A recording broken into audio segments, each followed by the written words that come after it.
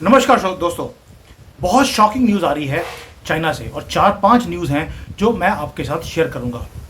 एक तो पहली न्यूज़ है, एक प्रोफेसी है कि जुलाई 5 को डूम्सडे होगा। ये जापान और चाइना के लिए बहुत ही बुरा दिन होने वाला है। इसके अंदर कुछ बहुत बड़ा होगा, इसके बारे में बात करेंगे। दूसरा है कि चाइना ने डोनाल्ड ट्रंप को जो मिलिट्री परेड सितंबर में होनी है उसके लिए इनवाइट कर लिया है। कोई बड़ा अच्छा है, आपने इनवाइट कर लिया, लेकिन शी जिनपिंग वो खुद गायब हैं और ट्रंप को बुला लिया यहाँ पर। ये इसके बारे में बात करेंगे। साथ में चाइना के अंदर एक स्टील वॉर शुरू हो गया है और मेडिकल वॉर शुरू हो गया है। ये दोनों के बारे में भी बात करेंगे। और एक हांगकांग में प्रोटेस्ट शुरू हो गए हैं दोबारा से, ये हांगकांग के बारे में भी बात करेंगे। और ये सारे इंटर रिलेटेड क्यों हैं ये भी बात करेंगे इन दी एंड। पहले बात करते हैं ये प्रोफेसी की। प्रोफेसी दोस्तों ये है कि जुलाई 5 को पूरी की पूरी जो अर्थ है वो शेक होने वाली है। अब इसका उन्होंने वेरवा क्या दिया कि आपको मालूम है बहुत देर से इसके ऊपर बातचीत चल रही थी, लेकिन एक ऐसा स्टॉर्म की बात हो गई कि जापान के पास वो आएगा, सुनामी आएगी। पिछले 10 दिन में जापान के अंदर 650 अर्थक्वेक्स आ चुके हैं। वहां पे जो आइलैंड्स हैं वहां पर सिर्फ 10 दिन में 650 अर्थक्वेक। और आपको मालूम है कि इवन जो सुनामी के क्लाउड्स हैं वो भी बढ़ने शुरू हो गए हैं। लोगों ने बोलना शुरू कर दिया कि जापान हो, पोर्चुगल हो, हर जगह पर सुनामी का रिस्क बढ़ता जा रहा है। और क्लाउड्स इतने ज़्यादा थिक हैं, ऐसा लगता है कि माउंटेन्स आपकी तरफ आ रहे हो आसमान की तरफ से। बट ये मैटर ऐसी प्रोफेसीज तो होती रहती हैं, लेकिन इस बार ये इतनी ज़्यादा हवा क्यों मिल रही है इसको? उसका रीज़न था कि जो लेडी है मांगा, और मांगा जो आर्टिस्ट रायो तात्सुकी ऐसे करके वो नाम है उसका, उसने प्रेडिक्ट किया था और उसकी प्रेडिक्शंस हमेशा सही होती हैं। और उसने बोला भी है इन हर कॉमिक वे में, the future which I saw. उसमें एक ही बात बोला है कि मेगा अर्थक्वेक आएगा जिसके साथ सुनामी आएगी 100 ऑफ मीटर्स हाई, और ये जापान को, चाइना को, ताइवान को, फिलीपींस को डेवस्टेट कर देगी। इसके बाद और हवा आ गई कि भाई क्या चाइना इस बार बर्बाद हो जाएगा। और इस लेडी ने बाद में बोला भी इतना सोचने की जरूरत नहीं है, ये तो जब मैं ड्रीम्स लेती हूँ तो मुझे पता लगता है। उसमें जुलाई 5 आया था, ईयर तो आया ही नहीं है, लेकिन इंडिया से लेकर अमेरिका तक सभी लोग इस प्रोफेसी के बारे में बात कर रहे हैं। अब ये एक स्यापा खत्म हुआ नहीं था। अब दूसरा, बेजिंग ने बोल दिया हमने मास्टर स्ट्रोक किया है, ट्रंप को बुला लिया, क्योंकि उनको मालूम है कि ट्रंप को जितना खुश रखेंगे, उसकी ईगो को सेटिस्फाई रखेंगे, वो आपको तंग नहीं करेगा। और शी जिनपिंग उन्होंने बोला ट्रंप आएगा, परेड को वो देखेगा, मैं घर पे रहूंगा। भाई आप सोच के देखिए कि हमारा 15 अगस्त की परेड हो, उसमें मोदी जी पहुंचे नहीं, और हम जिसको इनवाइट करते हैं, जैसे लास्ट टाइम हमने मैक्रोन को इनवाइट किया था, वो बैठा है वहां पर, लेकिन मोदी जी है नहीं। वो वाला हाल अब चाइना में हो रहा है। और ये जैसे जापान के पास सुनामी है, अर्थक्वेक की बातें हो रही हैं, वैसे ही चाइना के अंदर भी अर्थक्वेक आ रहा है। हर रोज पॉलिटिकल वर्ल्ड हिला पड़ा है और ये जो एक्सप्लोजन्स हैं ये कम नहीं है। दोस्तों आपको मालूम है कि जैसे बीजिंग ने इनवाइट तो कर लिया, जब इनकी फॉरेन मिनिस्ट्री से बात पूछी गई कि भाई क्या आप इनको इनवाइट कर रहे हैं, क्योंकि प्लेस देखिए कौन सी है, सितंबर 3 को जो मिलिट्री परेड है वो तियाननमेन स्क्वायर में होगा। 80th anniversary of world war 2 का एंड, उसके अंदर डोनाल्ड ट्रंप को बुलाया गया है। फॉरेन मिनिस्ट्री बोलती है सानू पता ही नहीं, we don't know whether he is going to be invited. एक तरफ इनका जो मेन माउथ पीस है वो बोल रहा है कि यस वी आर इनवाइटिंग, दूसरी तरफ बोल रहे हैं हमें पता नहीं है। यानी कि शी जिनपिंग को अभी ये क्लियर नहीं है कि वो डोनाल्ड ट्रंप को बुलाएंगे या नहीं बुलाएंगे। और खुद शी जिनपिंग जब अमेरिका के विजिट्स की बात आती है तो चुप रहते हैं, he is not going anywhere. यहाँ तक कि अभी जो इसकी मीटिंग हो रही है, एससीओ की मीटिंग है, ब्रिक्स की मीटिंग है, उसमें भी वो नहीं जा रहे, क्योंकि उन्हें डर ये है कि अगर कहीं अमेरिका चले गए, जैसे डोनाल्ड ट्रंप ने ज़ेलेंस्की की बुरी हालत कर दी, कहीं उनको ह्यूमिलेट किया, कहीं शी जिनपिंग को पब्लिकली ट्रंप ह्यूमिलेट ना कर दे, इसलिए शी जिनपिंग वहां पे नहीं जा रहे। But we do not know what is the reality. क्या ये डर है कि अगर गए पता लगे पीछे से प्रधानमंत्री या प्रेसिडेंट कोई और बना दिया गया?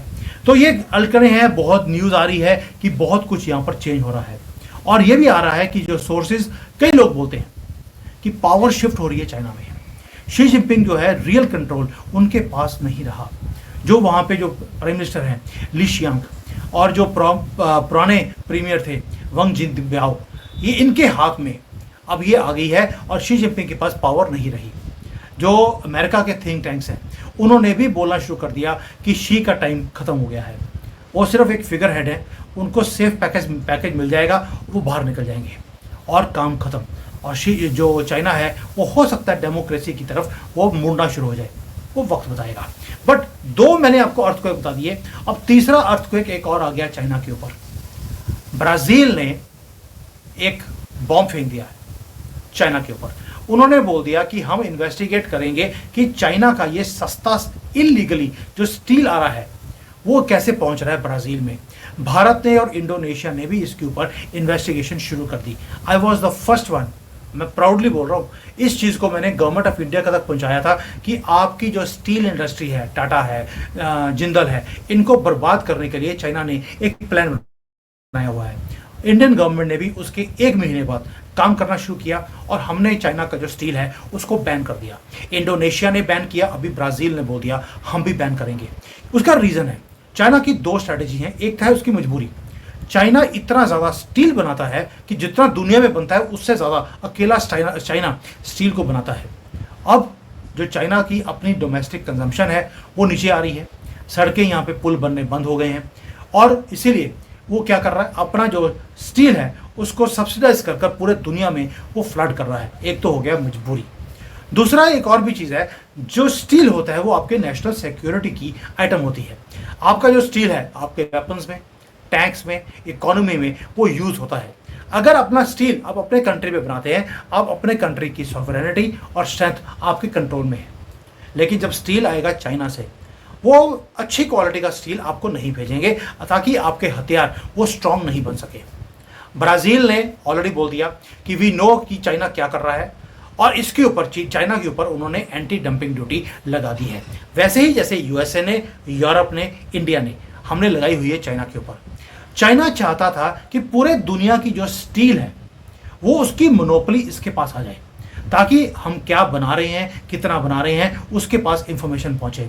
अब सबने मिलकर एक बनाना शुरू कर दिया प्लान कि भाई हम इसकी दादागिरी को हम एक्सेप्ट नहीं करेंगे।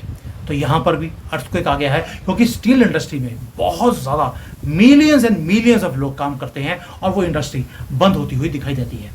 अब यहाँ पर जब सब कुछ बंद हो रहा था, लोगों के यहाँ पर मेडिकल प्रॉब्लम्स शुरू हो गए। जब लोग मेडिकल के लिए हॉस्पिटल गए तो वहाँ पर भी दादागिरी उनके साथ होनी शुरू हो गई है। एक जगह है हार्बिन। हार्बिन के अंदर क्या हो रहा है कि जो हॉस्पिटल के अंदर पेशेंट्स गए, वो उनको पेशेंट्स को जब हॉस्पिटल में जाते हैं तो पहले उनका वो जैसे हम एयरपोर्ट पे जाते हैं स्क्रीनिंग होती है बॉडी की, हॉस्पिटल में जाने से पहले भी स्क्रीनिंग हो रही है। उसका रीज़न ये था कि जो लड़ाइयाँ हैं पेशेंट्स और डॉक्टर्स के बीच में वो हर रोज़ होनी शुरू हो गई। रीज़न एक था कि डॉक्टर्स को अब कोटा मिल गया है कि तुम्हें इतने पेशेंट्स हर रोज़ के ट्रीट कर रहे हैं और उसके बाद उनको जिसको बोलते हैं कि मेडिकल इलनेस के नाम पर ये छोटी मोटी कंडीशन भी हो तो बोल दो यार तेरे पास हार्ट अटैक हो गया, तुझे कैंसर हो गया, अब तुझे ये डेडली इलनेस के लिए तुम्हें अब खर्चा करना पड़ेगा। उसके लिए फिर ओवर प्रिस्क्राइब करते हैं ट्रीटमेंट्स को और कई केसेस में तो लोगों की डेथ तक हो जाती है, लेकिन प्रॉफिट मिलता है हॉस्पिटल्स को। और हॉस्पिटल्स ओन कौन करता है? Government of China. यहाँ पर कई लोग हैं जो मारे गए, किडनियाँ फेल हो गई, किसी का हार्ट फेल हो गया, किसी का दिमाग चलना बंद हो गया और उन सबको फोर्स किया गया सर्जरी के लिए। तो ये यानी कि जो मेडिकल है इसको भी बिजनेस की तरह यूज़ करना शुरू कर दिया है और जो मेडिकल इंडस्ट्री है वो एक प्रॉफिट चेन है गवर्नमेंट के लिए। अब यानी कि लोग अगर बिजनेस से तंग थे, मेडिकल प्रॉब्लम्स आ रही हैं, तो वहाँ पर भी डॉक्टर बन गए हैं सेल्समैन। पूरा ट्रस्ट जो है कंट्री का वो कोलैप्स हो चुका है मेडिकल इंडस्ट्री के ऊपर। अब ये हो गया सारा जो प्रॉब्लम्स थी। इसके बाद आती है हांगकांग। दोस्तों हांगकांग के अंदर ग्लोबल लेवल पर प्रोटेस्ट होने शुरू हो गए हैं। आपको मालूम है एक साइलेंट वेव है डिफायंस की कि हम चाइना के साथ नहीं मिलेंगे। जुलाई 1 को वो था 5th ईयर जब चाइना की जो एक नया इन्होंने सिक्योरिटी लॉ बनाया था, नेशनल सिक्योरिटी लॉ, उसको इम्प्लीमेंट किया था 5 साल पहले कोविड के टाइम पर। तब भी हांगकांग वाले बोलते थे कि हम चाइना के साथ नहीं मिलेंगे। अब पूरे दुनिया में ये जो प्रोटेस्ट हो रहे हैं प्रोटेस्ट के ऊपर क्या है, मुंह के ऊपर लाल टेप है और वहां पे नीचे लिखा गया है everything is fine in Hong Kong. आज जो हांगकांग में हो रहा है कल को वर्ल्ड के साथ भी यही होगा। ये जो साइलेंस है it was louder than a bomb, एक अर्थक्वेक लेकर आया है। और चाइना को ये समझ नहीं आ रहा कि अब हम इन लोगों को चुप कैसे कराएं, क्योंकि वो चुप पहले ही है, टेप लगी है। 200-250 से ज़्यादा लोग ऑलरेडी नेशनल सिक्योरिटी के नाम पर ऑलरेडी मार दिए गए हैं हांगकांग के अंदर, और ये सिर्फ पिछले 5 साल में हुआ है। जो ह्यूमन राइट्स के ग्रुप्स हैं now they are calling the whole world कि भाई जो चाइनीज़ ऑफिशियल्स हैं इनको अकाउंटेबल बनाकर इनको कटघरे में खड़ा किया जाए। यानी कि दुनिया ने अब ये जो साइलेंट वेव थी उसे सुनना शुरू कर दिया, उसके बारे में बात करनी शुरू कर दी। दे आर वॉचिंग और दुनिया अब इसके ऊपर एक्ट भी करने वाली है। दोस्तों आखिरी क्वेश्चन है, ये जो मैं सारी न्यूज़ दी आपको किसी मीडिया में नहीं दिखेगी, ये चाइना के अंदर से जो मुझे पता लगती हैं वो मैं शेयर कर रहा हूँ। आपको मालूम है कि कितना बड़ा रिस्क लेकर हम ये चीज़ों को आपके तक पहुँचाते हैं। लेकिन बड़ा क्वेश्चन यही है, is this the beginning of the end? क्योंकि अगर आप डॉट्स को ज्वाइन करें आपको लगेगा कि एक तो पहली बात तो ये प्रोफेसी, मिस्टीरियस प्रोफेसी जुलाई 5 की, 1-2 दिन के बाद जुलाई 5 भी आ जाएगा, दूध का दूध पानी का पानी हो जाएगा। दूसरा, चाइना ने इनवाइट कर लिया डोनाल्ड ट्रंप को कि भाई यहाँ पर परेड होने वाली है, लेकिन चाइना के अंदर खुद जो पावर शिफ्ट की आवाज़ें आ रही हैं behind the scenes in Beijing, वो समझ नहीं आ रहा कि यहाँ पर चला कौन रहा है कंट्री को। शी जिनपिंग खुद बाहर नहीं आ रहे हैं, इवन की जो बड़ी बड़ी फोरम्स हैं जैसे ब्रिक्स है उसमें भी वो जा नहीं रहे। ऊपर से ब्राज़ील में जाना था ब्रिक्स के लिए और ब्राज़ील ने क्या कर दिया, चैलेंज कर दिया चाइना के स्टील एम्पायर को। आप समझ सकते हैं कि इसीलिए वो ना तो गए ब्रिक्स पे और ना ही वो जा रहे हैं अमेरिका में। ये पता लगे डोनाल्ड ट्रंप ने बेइज्जती कर दी। और चाइना के अंदर सेविंग द फेस वो सबसे ज़्यादा इंपॉर्टेंट होता है। इसलिए बोल रहा हूँ, जो प्रोफेसी से शुरू हुआ एंडिंग हुआ हॉस्पिटल के अंदर, जो प्रिजन्स, जो हॉस्पिटल्स हैं उसको प्रिजन्स बना दिया है, किडनियाँ निकालने शुरू कर दी हैं हॉस्पिटल के अंदर।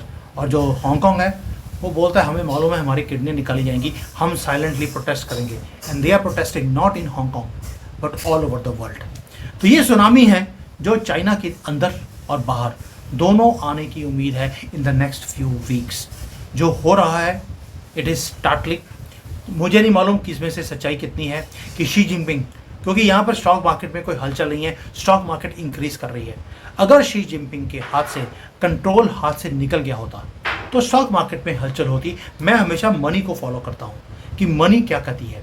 मनी यहाँ पे जो स्टॉक मार्केट है या जो इवन की जो इन्वेस्टर्स हैं they are saying everything is okay, but जो सोशल मीडिया है, जो मेन स्ट्रीम मीडिया है, वो CNN से लेकर भारत के जितने भी मीडिया वाले हाउसेज हैं सभी एक ही बात बोल रहे हैं कि यहाँ पर पावर शिफ्ट हो रही है नहीं हो रही है ये वक्त बताएगा। क्योंकि चाइना के अंदर से जो रियलिटी है वो कभी नहीं निकल सकती। लेकिन एक चीज़ श्योर है, कुछ तो गड़बड़ है। और जो प्रोफेसीज हैं और हांगकांग के प्रोटेस्ट तक हर चीज़ इंटर रिलेटेड है। हो सकता है इसको मैन्युफैक्चर भी किया जाए, हो सकता है CIA या डीप स्टेट अमेरिका का वो लगा हो हांगकांग के अंदर प्रोटेस्ट करने के लिए। यू नेवर नो, जियोपॉलिटिक्स में हर चीज़ पॉसिबल है। बट एक चीज़ क्लियर है कि चाइना के अच्छे दिन खत्म हो चुके हैं। जय हिंद।